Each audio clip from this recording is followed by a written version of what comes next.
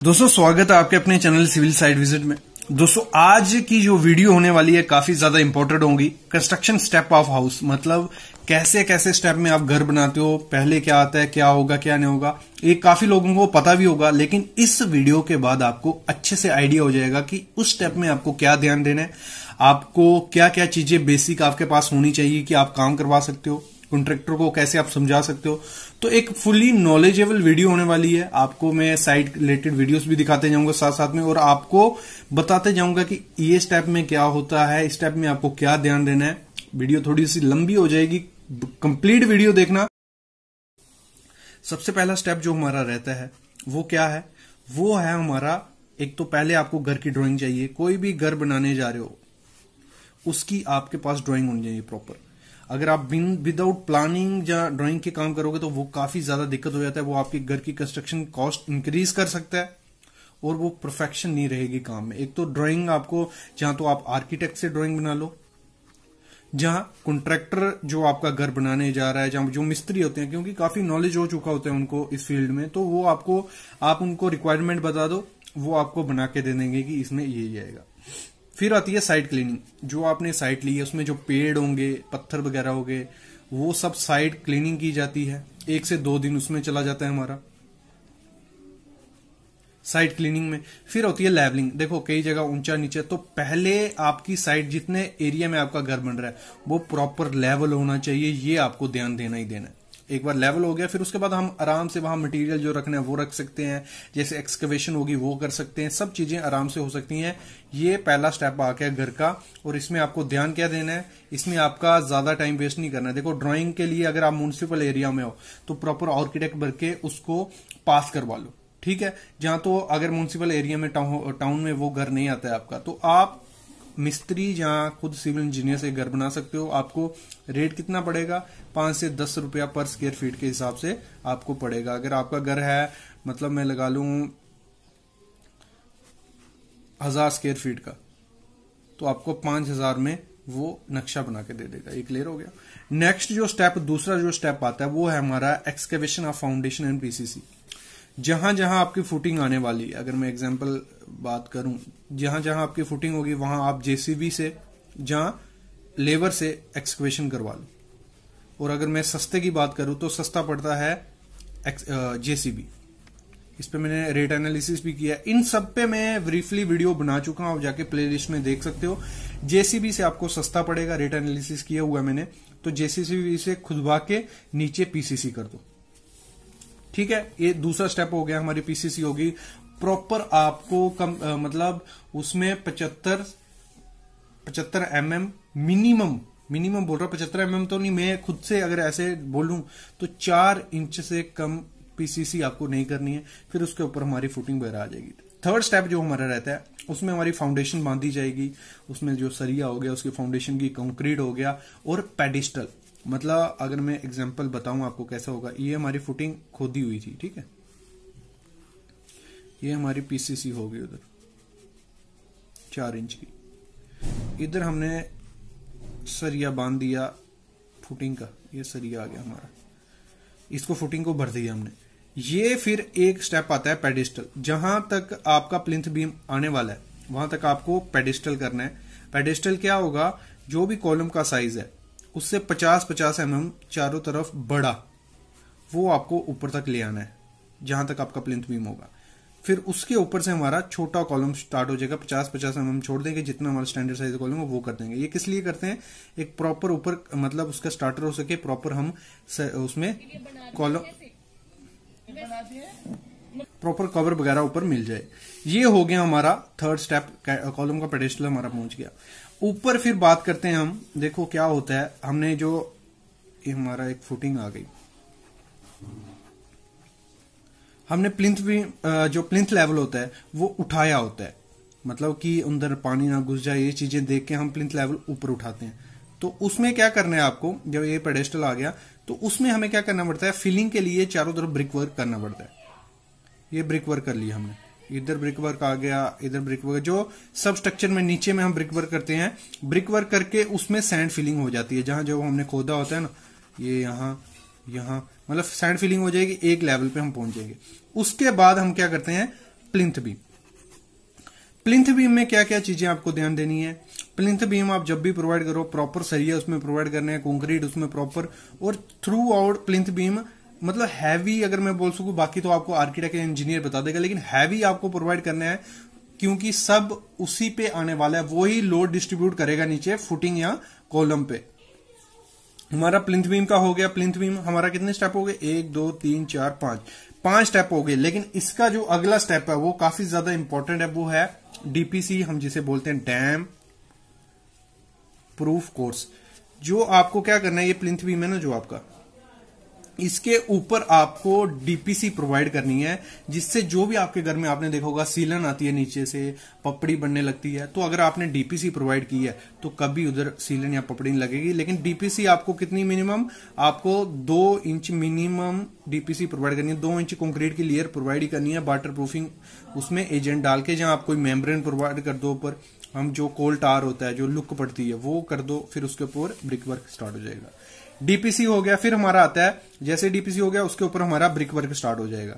DPC के बाद हमारा ब्रिक वर्क आ जाएगा, और ब्रिक वर्क आपको बाहर की जो दीवारें होंगी वो आपको 9 इंच रखनी है हमेशा, और अंदर की आप पार्टीशन में 5 इंच की कर सकते हो। बाकी फिर एक इसमें क्वेश्चन अराइज होता है कि कॉलम के साथ, मतलब पहले ही कॉलम कर लें फिर हम ब्रिक वर्क करें, या ब्रिक वर्क के साथ कॉलम, जो भी आपको अच्छा लगता है। दोनों में कोई ज्यादा इतना अंतर नहीं है, दोनों में कोई रिस्की नहीं है।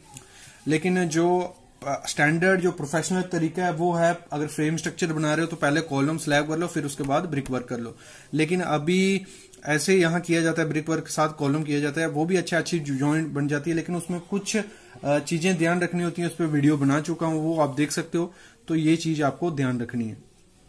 नेक्स्ट, जैसे हमारा ब्रिक मैसनरी और कॉलम का काम हो गया, फिर हमारा आता है लिंटल और डोर फिक्सिंग।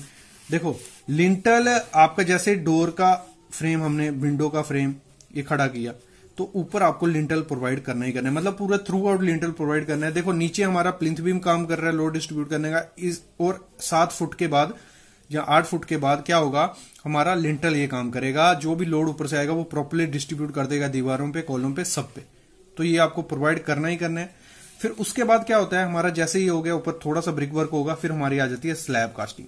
और स्लैब कास्टिंग में आपको पता ही है क्या चीजें ध्यान देनी है।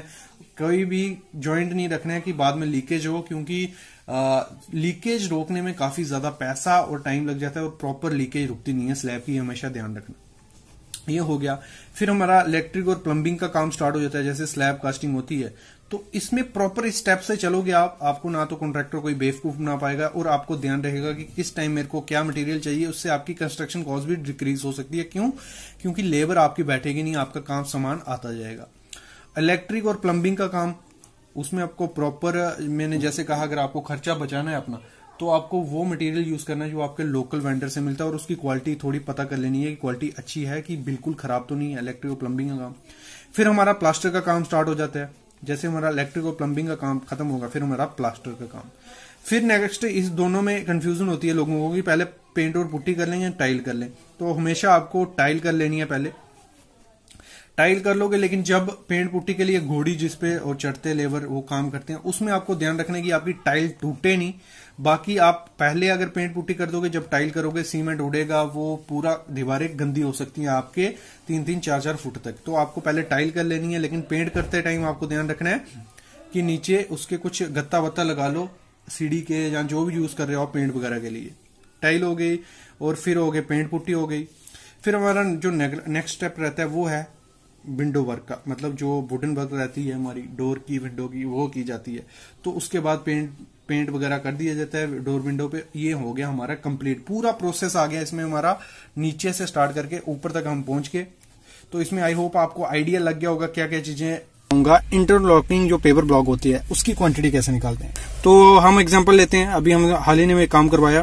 100 फीट का एक मतलब रोड था, और 20 फुट मतलब वॉक वे था, 20 फुट ऐसे था और 100 फीट ऐसे था। वो टोटल उसका हुआ था 2000 स्क्वायर फीट एरिया था।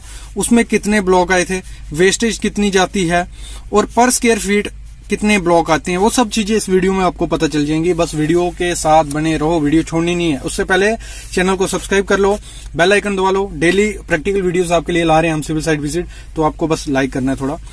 तो जो हमारा स्टैंडर्ड साइज मोस्टली देखा जाता है, ऐसे तो थोड़ा बहुत घुमाती हुई है कई कंपनीज, लेकिन 200 हमारा लंबा होता है, 160 हमारा कुछ ऐसा होता है, और अंदर से कुछ ऐसा बना होता है, वो ट्रेपेजोइडल शेप होती है उसकी। और अगर हम देखें यहां से लेके यहां तक वो होता है 160 mm, और अंदर का ये वाला एरिया ये होता है 80 mm, और बीच में जो होता है वो 120 mm हमारा होता है। क्लियर? इतना क्लियर हो गया। तो अभी हमें इसका निकालना है कि इतने इस एरिया में अगर हम पेवर ब्लॉक लगाने जाते हैं, डंबल पेवर ब्लॉक भी हमें बोलते हैं, इंटरलॉकिंग भी बोलते हैं, काफी चीजें बोलते हैं। तो इसको निकाल लेते हैं हम। कैसे निकालते हैं? सबसे पहले पहला स्टेप 1, 3-4 स्टेप होंगे, आप निकालोगे। एरिया निकालना है पेवर ब्लॉक का। तो इसका थोड़ा ऐसे सिंपल होता तो टाइल की तरह हम निकाल देते थे, टाइल का एरिया डिवाइड बाय, लेकिन इसका थोड़ा उलझा हुआ एरिया निकालना है। मेन निकालना क्या है इसमें? एरिया निकल गया तो पूरा आपका सोल्व हो जाएगा। तो उसके लिए एरिया पेवर ब्लॉक के लिए क्या करना है, 200 हमारा ऐसा लंबा है, 200 आ गया, इसको मीटर में कन्वर्ट कर दिया, 200 mm है, पॉइंट लगा दिया, मीटर में कन्वर्ट हो गया, पॉइंट 200 मल्टीप्लाई 0.160, ये क्या है 160 mm ऐसे है। तो मतलब पूरा ग्रॉस एरिया हमारा आ गया, इसका पूरे का आ गया। ठीक है, ये आ गया 0.3023 मीटर स्क्वायर। तो अभी कुछ लोगों के दिमाग में आ रहा है सर पागल हो गए हैं, ये तो ले लिया सर ने, लेकिन अभी आगे तो देखो, अभी ये आ गया 0.032 मीटर स्क्वायर। क्लियर? अभी हमने करनी है डिडक्शन। डिडक्शन क्या करनी है? ये चीज। तो उसके लिए आपको क्या करना है? उसके लिए हमें फार्मूला होता है ट्रेपेजोइडल का एरिया का, L1 + L2/2 × V, उसकी विड्थ। तो वो क्या है अभी देखना, इधर देखना, यही मेन चीज देखने वाली है। ये मिस कर लिए तो खत्म, कहानी खत्म। तो 80 mm ऐसे अंदर हमारा ये आ गया 80 mm। 120 mm कहाँ है हमारा? इधर से लेके इधर तक, इधर से लेके इधर तक 120, वो आ गया 120। और 20 कहां से आया भाई? अभी ये तो 20 आया, ये जो डेप्थ ये है, मतलब क्या है 120 ऐसा है हमारा, 160 था, टोटल कितना बचा? 40 mm। 20 इधर 20 इधर, हो गया 160। तो मतलब ये वाला जो ए है ये है 20 mm। तो ये हो गया 20 mm विड्थ। अभी फार्मूला में डाल देना है हमने सब चीजें। L जो है हमारा L1, ये L1 हो गया, ये आ गया 0.08। ठीक है, ये कैसे? ये mm में था, इसको मीटर में कन्वर्ट किया तो हमारा हो गया 0.08। क्लियर? L2 के हमारा 120 है, इसको मीटर में कन्वर्ट करो 0.120। क्लियर? Divide by 2। क्लियर? अभी ये जो है विड्थ, ये वाली विड्थ, इसको भी कन्वर्ट कर लो, ये B है हमारा, तो ये आगे 20 mm था, मीटर में कन्वर्ट किया 0.02 हो गया। क्लियर? फिर हमारा टोटल हो गया 0.002 मीटर स्क्वायर। क्या हो गया? 0.02। ये होगी हमारी डिडक्शन, मतलब टोटल हमारे पास था, टोटल एरिया इसका था हमारे पास। अभी हमें ये माइनस कर देना है तो हमें पूरा अच्छा वाला एरिया मिल जाएगा, जिसकी हेल्प से हम निकाल लेंगे।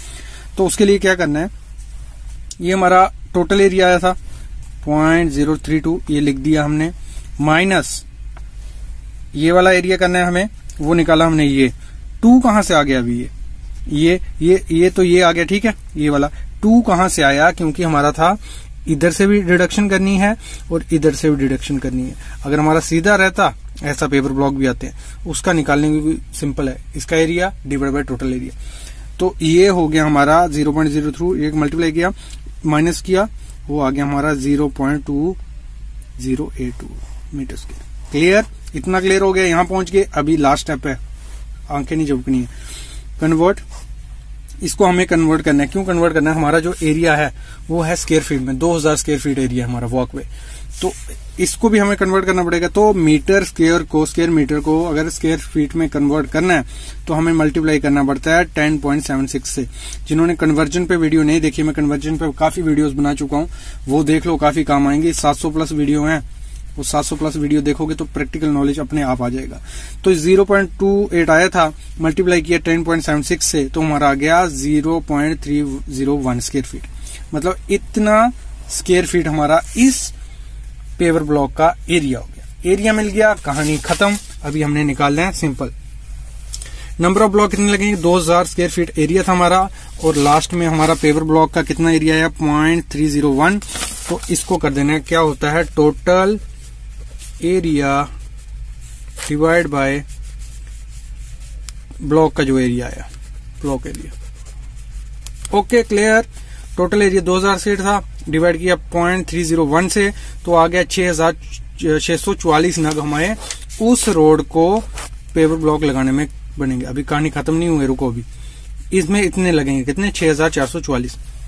लेकिन होता क्या है, जब हम पेवर ब्लॉक लगाते हैं तो अगर सीधी जगह होती है कोई दिक्कत नहीं है, ज्यादा वेस्टिंग नहीं आती है। लेकिन होता क्या है, जगह ऐसे ऐसे होती है, थोड़ी टेढ़ी मेढ़ी होती है। तो एक पेवर ब्लॉक यहाँ लगाया हमने, ठीक है, तो एक इसी की लाइन में हमें लाइन तो अच्छी दिखानी होती है, उसका कलरफुल दिखाना होता है, तो हमें ये लाइन तो पकड़नी पड़ती है। लेकिन यहाँ पीसीस लगते हैं फिर छोटे छोटे, तो वो वेस्टेज हमें गिननी पड़ती है। बाकी तो थोड़ा बहुत एक टूटते तो नहीं है, ब्रिक की तरह टूटे हुए तो नहीं आते, लेकिन थोड़ा बहुत टूटता है। तो 5% हम वेस्टेज पकड़ के चलते हैं। 6,644 इंटू 5 करेंगे तो हमारे 5% वेस्टेज निकल जाएगी। वो हुई 332 नग हमें एक्स्ट्रा लाने हैं। कितने, 332 नग। और अगर बाई चांस आप ले आते हो, यूज नहीं होते हो, तो वापिस कर दो, वापिस बात करके आना है जिस वेंडर से भी लोगे कि हमें वापिस बाद में करने पड़ेंगे अगर नहीं लगेंगे। तो ये आ गया 640 प्लस 332, ये हो गया 6,900, मतलब अप्रॉक्स 7,000 नग हमें पेपर ब्लॉक लगेगा 2,000 स्क्वायर फीट में। क्लियर। आज प्रैक्टिकल नॉलेज आपके लिए लेके आया हूँ। लाइव टॉपिक हमारा रहेगा जिसमें मैं आपको क्लियर करूँगा कि क्रैंक बार क्या होता है, क्यों हम उसे प्रोवाइड करते हैं, उसमें क्या क्या चीज़ें आपको as a site engineer check करनी होती है, और कहाँ मोस्टली हम क्रैंक बार प्रोवाइड करते हैं। तो आपको मैं पहले क्रैंक बार दिखा देता हूँ होता क्या है। देखो सामने जो आप देख रहे हो, ये जो सामने है, ये से हम क्रैंक बार बोलते हैं। एक क्रैंक बार स्लैब में प्रोवाइड किए गए, ये हम बीम में प्रोवाइड करते हैं, स्लैब में प्रोवाइड करते हैं। तो इसको बेसिकली प्रोवाइड करने का एक ही रीज़न होता है, हम शेयर फोर्स को काउंटर करने के लिए 3-4 सुनते रहना क्या क्या होता है। जहाँ शेयर फोर्स मैक्सिमम होती है वहाँ शेयर फोर्स को काउंटर रेजिस्ट करने के लिए हम क्या करते हैं, क्रैंक बार प्रोवाइड करते हैं। दूसरी चीज़ जो हमारी नेगेटिव बेंडिंग मूवमेंट होती है उसको रेजिस्ट करने के लिए हम क्या करते हैं, काउंटर करने के लिए हम क्रैंक बार प्रोवाइड करते हैं, जहाँ हॉगिंग जिसे हम बोलते हैं। और जो टॉप बार होता है वो हमारा क्या, किसको, नेगेटिव बेंडिंग मूवमेंट को रेजिस्ट करता है। और जो हमारा बॉटम बार होता है वो हमारा पॉजिटिव बेंडिंग मूवमेंट को रेजिस्ट करता है। देखो होता क्या है, जब लोड पड़ेगा, किसी भी चीज़ में लोड पड़ता है, अगर हम सेंटर में लोड डालें तो हमारी जो साइड वाली सरफेस होगी वो उठने की कोशिश करेगी, मतलब उसमें शेयर फोर्स मैक्सिमम क्रिएट होगी। तो उसको काउंटर करने के लिए हम क्या करते हैं, जो नेगेटिव बेंडिंग मूवमेंट होती है उसको काउंटर करने के लिए हम यहाँ पे वो प्रोवाइड करते हैं। तो ये बेसिक 2-3 रीज़न रहते हैं जो हम क्रैंक बार प्रोवाइड करते हैं। और क्रैंक बार अल्टरनेट क्यों प्रोवाइड किए जाते हैं, जैसे आप देख रहे हो एक छोड़ के एक अल्टरनेट प्रोवाइड किया गया है। ऐसे तो हम कंटिन्यू भी क्रैंक बार प्रोवाइड करते हैं, लेकिन इंडिया में प्रैक्टिस रहती है कि इसको हम अल्टरनेट प्रोवाइड करते हैं। इससे क्या होता है, आपकी एक जो स्टील की कॉस्ट भी कम होती है, लेबर कॉस्ट भी कम होती है। तो इसी रीज़न से हम अल्टरनेट देते हैं। ये इंडियन पैटर्न है। आपने फॉरेन की कंस्ट्रक्शन में देखोगे तो वहाँ रेगुलर कंटिन्यूस भी प्रोवाइड किया गया है क्रैंक बार, लेकिन यहाँ पे अल्टरनेट मोस्टली देखा जाता है। और ऐसे हम थंब रूल के हिसाब से देखें तो जो इसका डिस्टेंस प्रोवाइड किया जाता है वो L/4 के हिसाब से हम करेंगे। जितनी भी आपकी स्लैब है, मतलब लगा लो 1500 का आपका स्पान बनता है अंदर टू अंदर, तो उसको 1500 डिवाइड बाई 4 करेंगे, उस पर हमारा क्रैंक बार तोड़ा जाएगा। और इसकी जब हम कटिंग लेंथ निकालते हैं, एक्स्ट्रा कटिंग लेंथ जो बार में आएगी वो 0.42D के हिसाब से होगी। और 0.42 कांस्टेंट रहेगा। D आपका हो गया स्लैब की आपकी थिकनेस, मतलब आपको 125 mm की स्लैब है, दोनों तरफ से कवर माइनस कर लेंगे। अगर हम 25 mm कवर प्रोवाइड कर रहे हैं तो 75 mm 0.42D इंटू 75, मतलब मोस्टली 40 से 50 mm एक्स्ट्रा कटिंग लेंथ आपको जोड़ना पड़ेगा जब भी आप क्रैंक बार प्रोवाइड करोगे। तो ये इंटरव्यू में भी क्वेश्चन राइज होता है कि क्रैंक बार क्या होता है, क्यों हम प्रोवाइड करते हैं। ऐसे ही हम क्रैंक बार बीम में देते हैं, और बीम में भी यही वर्क वो करता है, शेयर फोर्स को काउंटर करता है, नेगेटिव बेंडिंग मूवमेंट को भी रेजिस्ट करने का काम वो करता है। तो ये छोटा सा टॉपिक था, लेकिन काफ़ी ज़्यादा इंपॉर्टेंट था, जो आपको इंटरव्यू में भी काम आएगा और as a site engineer practical field में भी समझने के काम आएगा। तो ऐसे ही छोटे छोटे टॉपिक्स के लिए, प्रैक्टिकल नॉलेज के लिए प्लीज़ चैनल को सब्सक्राइब करके रखो और बेल आइकन दबा लो। यहीं पे आपको प्रैक्टिकल नॉलेज के वीडियोस मिलते रहेंगे। Thank you guys.